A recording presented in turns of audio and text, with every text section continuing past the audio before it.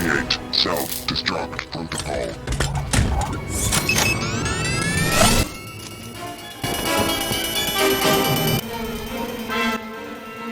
Oh, Yang, where are you?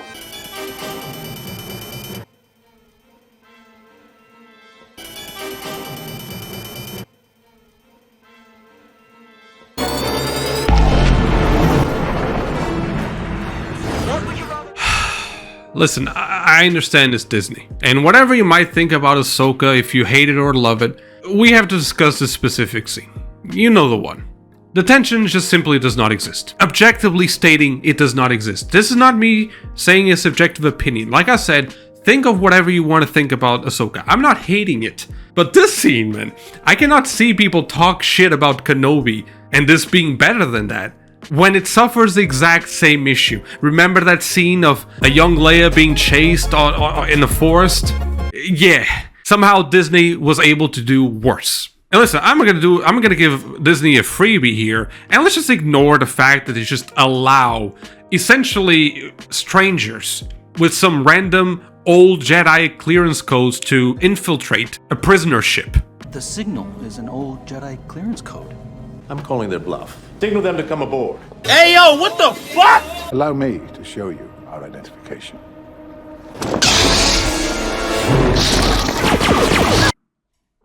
My phone has more protection than that fucking ship, but let's ignore that. I'm gonna give that one free. Let's talk about that quest, because Disney has to initiate a plot with chasing some sort of map.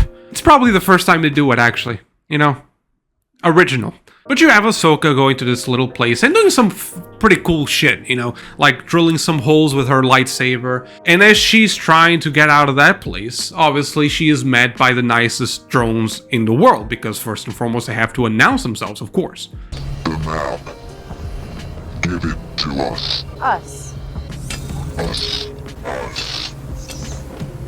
But I will say that there was one thing that I liked in this little scene here, and I have to give props to Disney, right? So it was pretty cool to see drones, the bad guys sending drones to fight one-on-one, hand-to-hand, mano-to-mano with a person who's a fucking Jedi. Eventually, it will happen. And it's the mentality of trying until you succeed. Not the definition of insanity, just do it until something changes. And I'm trying to be funny here, but I do understand that sometimes you gotta dumb down the plot. You gotta shut down your brain sometimes, things that don't make any sense, for you to have some sort of enjoyable experience, right? To initiate a fight or something like that. And I have somewhat of a tolerance for that, but it is a little bit too much at some point. But then the drones pull a Uno reverse card here, right? You think Ahsoka is gonna win. They initiate the self-destruction sequence. Initiate self-destruct protocol.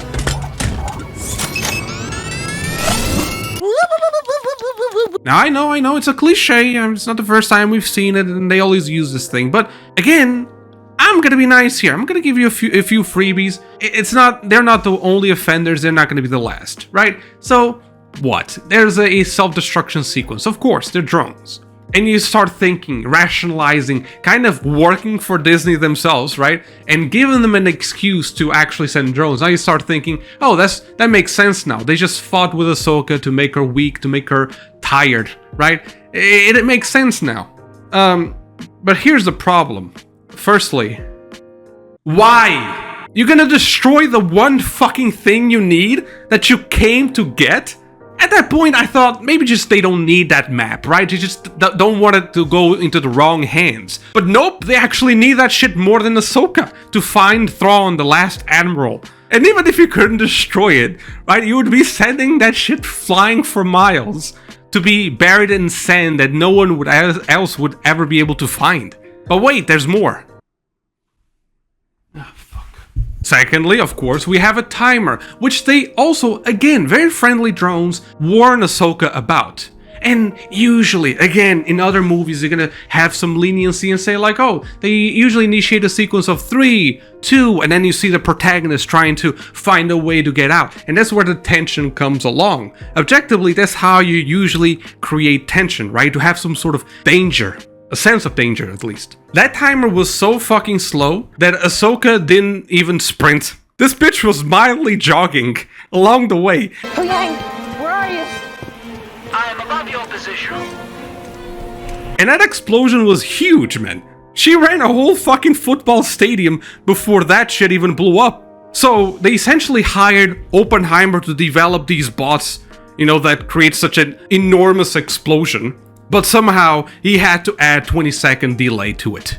You know, this show should actually be called Oppenheimer's Redemption. You know, he felt so guilty about those 2 bombs just exploding with no warning. Now he just wanted to give some sort of leniency. You know how he goes through that mental gymnastics to try to justify what he did? Well, here in this universe, Oppenheimer is feeling a little bit bad. He's gonna give Ahsoka 20 fucking minutes to, 20 seconds. It almost felt like 20 minutes, but 20 seconds to run away.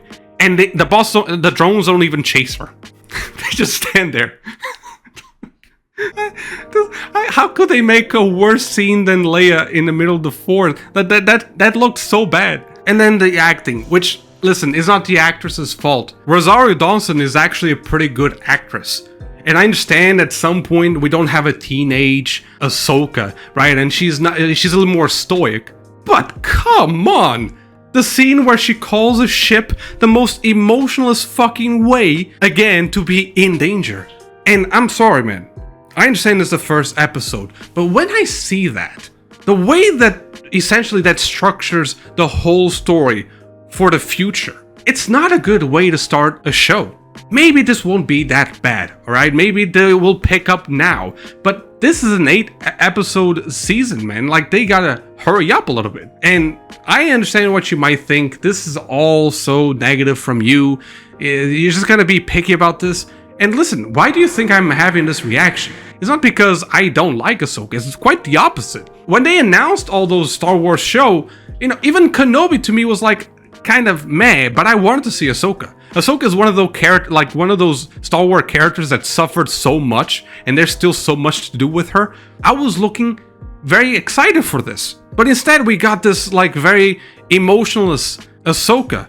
I see a lot of people justifying this as like, oh, it's on purpose because, you know, they didn't have the best lives and that's why they're always so upset or, you know, just like mellow. But it's not like they're going through recent events. They lost Ezra a long time ago.